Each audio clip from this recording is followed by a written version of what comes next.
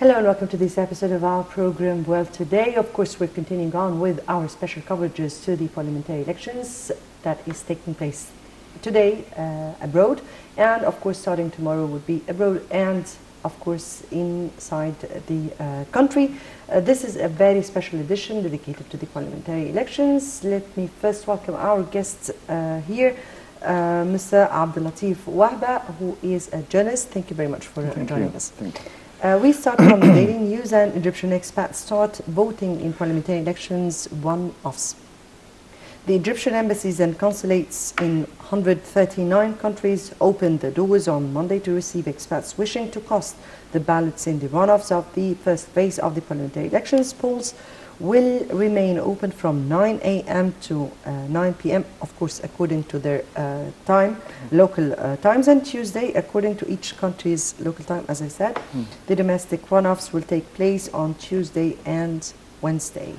Last week, 30,531 Egyptian expats cast their votes in the elections, according to the High Elections Committee. Voters chose candidates to represent the districts in 14 governorates, second stage of the parliamentary elections, when voters from the remaining 13 governorates will cast their ballots will take place on the 21st and 22nd of November for Egyptian abroad, and 22nd, 23rd November for voters at home. Let me first say that 30,000 and more than 500 of the expats casted their voice out of 700,000 who are eligible voters outside. Yeah. Right, today is the runoffs, and what's your expectations to this particular stage? Yeah, of course, I think that maybe in the turnout will be increased, especially after, as you know, that there was decreases in the first round. Now they have the responsibility to go to the stations and casting their votes at the same times. And I think that the number of voters in the first round, is not completely or are not completely suitable to their desire to take their rights in voting.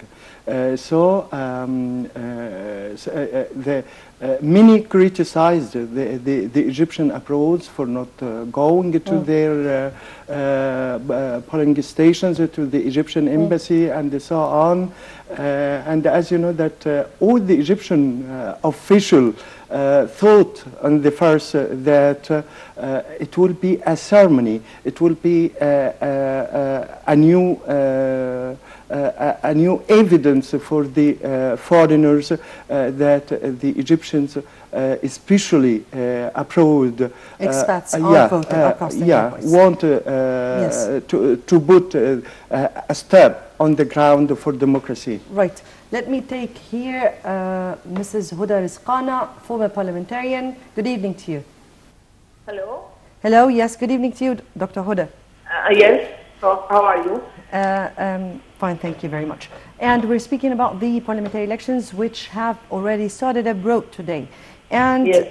We all know that in the first stage, 30,531 out of 700,000 of the Egyptian expats cast their voice abroad. So your expectations to the runoffs, and do you think that there were a kind of measures taken in order to make the expats acquainted or know better who to vote for? I think some measures should be taken at this respect, because it's their right to know whom they're going to vote for, and the right also to know what their program, what they are looking for. So maybe this was the task of the embassies abroad, and also the various parties in Egypt. Especially, there is a huge number of parties in Egypt right now, more than 100 something. Yeah. So that's what I mean, that they should be enrolled and know. Maybe they got more information at the second stage. So this is maybe the issue we will notice an increase in the number of the voters. If we're speaking about expats casting their voice abroad, how far do you think this really matters to the Egyptian parliaments? Well, they may reflect actually the needs of the expats, the Egyptian expats abroad. They may be involved in decision makers abroad also. They may support their country in various issues if they are going to be on the right side of the supporters. They may also try to protect our interests in the countries they are going to be there. And you won't feel strange for their countries. Their ties should be built for them and between their original country. So this is initiate patriotism with their family and also their kids. I mean, if you are even an immigrant in the States or in Canada, and you tell your children you are voting for the parliament, which is going to be next parliamentarian election, and we have to be there and give our opinion because there are a lot of interest in our country still, and not detached from our land. So this is a positive attitude and a positive idea. Right. Maybe some people think it doesn't mean anything if I'm an immigrant, I'm taking another nationality. But Egyptians can keep their nationality with the various nationalities they gave. Very much indeed, Dr. Huda Rizqana, former parliamentarian. We thank you very much for joining us. And back to you, Mr. Abdellatif. And now we all know that one article in the Constitution stipulates that foreigners or expats who are living abroad will be well represented in this parliament. Yeah. From your point of view, how can this reflect on the expats' position towards casting their voice, or do they really that for the very first time it is stipulated according to the Constitution that they are going to be well represented in their own country, so they have a real say in their own country? Yeah, of course. Let me say first that they faced some difficulties in getting the information about all the candidates, for the Egyptians abroad. And they didn't know anything about their political or economic programs, but it is a positive step to give them the right to choose a representative for them in the Egyptian parliament, to speak on behalf of them, to discuss their problems, to discuss how to increase their participations in the Egyptian political life. So let me just take it from your words here. You say it's their right to be represented in the right way. So I guess it's their duty to cast their voice for the of course, for the people who are supposed to represent them. As I said, they faced a difficult time to know the programs and the slogan, even the slogans of the candidates, politically, economically. How you mean here the curriculum vitae of the candidates and their backgrounds? Of course. And I mean, they must give a chance for any representative for the expatriates and the Egyptian abroad to expose his program for the Egyptian abroad. I think it is his work to work outside, not inside. From your point of view, where did exactly the candidates failed to deliver their approaches, their plans, their programs? Where I mean here, and particularly not to the voters inside only, because the voters inside are also the same problem. Confused. But where did they fail to deliver that, particularly outside? First, let me say that, as you know, that when the cabinet or the high election commissions declared the first times, for the Egyptian elections. It was cancelled according to a ruling from the Constitutional Court. Yes, exactly. And this makes also a confusion when they will start, when the time of the Egyptian elections and so on. This is the main difficulty for all the candidates, not only inside Egypt but also outside.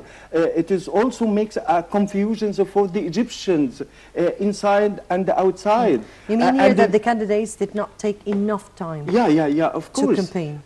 Of course. From your point of view, do you expect the next stage to take this turning? Of course. I think that especially all the provinces concentrated in the Delta and also in Cairo and the main provinces in Egypt. I think people learned and they got the lesson from the first one, from the first phase, and the turnout will be increased in the second phase, especially as you know that this is the heart of the Egyptian elections. Yes, indeed. From your point of view, how do you think the Egyptian elections or the parliamentary elections are echoing internationally? Of course. As you know, as the High Election Commissions, more than 68 embassies in Cairo followed it, and also... no, I mean here, how is the world seeing our parliamentary elections? How do they view our parliamentary elections? And how is the process echoing outside? Of course. As you know, this is the last step of the Egyptian political road map, and at the same time, as you know, Egypt was criticized in the past months from some countries. They expected there is no parliamentary elections in Egypt, but I think when President Abdel Fattah al-Sisi gave the for and the procedures for the parliamentary elections, it is a significant step. This means that Egypt put its first step on the democratic way. Right. We're turning to another headline here from online, and more rainy weather to trouble Egypt on Monday, and it says the Egyptian Meteorological Authority said it expects rain across most of the country. And it says the EMA predicts the possibility of floods due to heavy rain and thunderstorms in Sinai, the Red Sea mountains and southern areas of the country. Maritime navigation will remain unstable in the Red Sea and Mediterranean Sea, according to the EMA. Now, if we are speaking about that, then we have to remember yesterday the catastrophe that occurred in Alexandria. 5 people were killed, and of course the streets were drowned by the torrential rains. Many damages took place in many of the houses, particularly who were inhabitants of the first floors. The streets, the cars themselves, and it was a real catastrophe. We're speaking as also in Sinai there were floods and storms and all this. What we're speaking about, how can the country work to avoid such catastrophes? Because if we're speaking here, it's not just the mistake of the governor who tendered his resignation, but it's the mistake of a full system. Of course. A full system.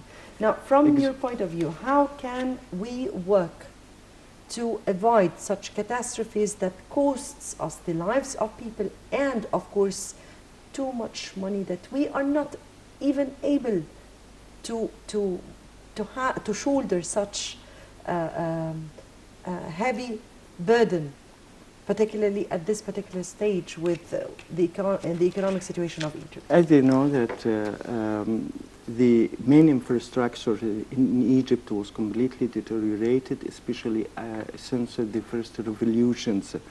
And I remembered exactly when some warning issued 2 days before, when the foreign investors will go to participate in Matruh, in Marsa Matruh province economic conventions. International economic Yeah, conference yeah, that of was held in course. Marsa Matruh. I think the Egyptian television issued a warning for all to take their attentions because of the floods and because of bad weather conditions. bad weather Yes. conditions and Yes. so on. But as you said, it is the wrong of all the governmental system in Egypt. And at the same time, Alexandria, especially Alexandria, suffered from the same incident, I think, Last year. last year at the same time. Yeah. And as you know that when they are planning to do anything, they planned for the short term, not for the longer term. This is the heart of the matter of the domestic development in Egypt. Just to end up with, because our time is up, but from your point of view, what should be done by the authorities in order to avert going through such catastrophes? First, you have to face corruptions in the Egyptian provinces. And at the same time, you have to give the quick punishment for any man who is responsible for any crisis in Egypt. As you know, yesterday he submitted resignations. I think it is not a resignation, it was a firing from his positions. Yes, indeed. But I don't know exactly how to put this in brackets, but he is the only one to be blamed? No. Right. Unfortunately, it is all the systems. Yes, the system. The whole system has, as you said, to be reviewed. Yeah, of course. Yes, I guess our time is out. I have to end it here. Mr. Abdellatif Wahba, journalist, we thank you very much for joining us. Thank you very much. Dear viewers, many thanks for watching. Stay tuned for the top stories coming right after this program.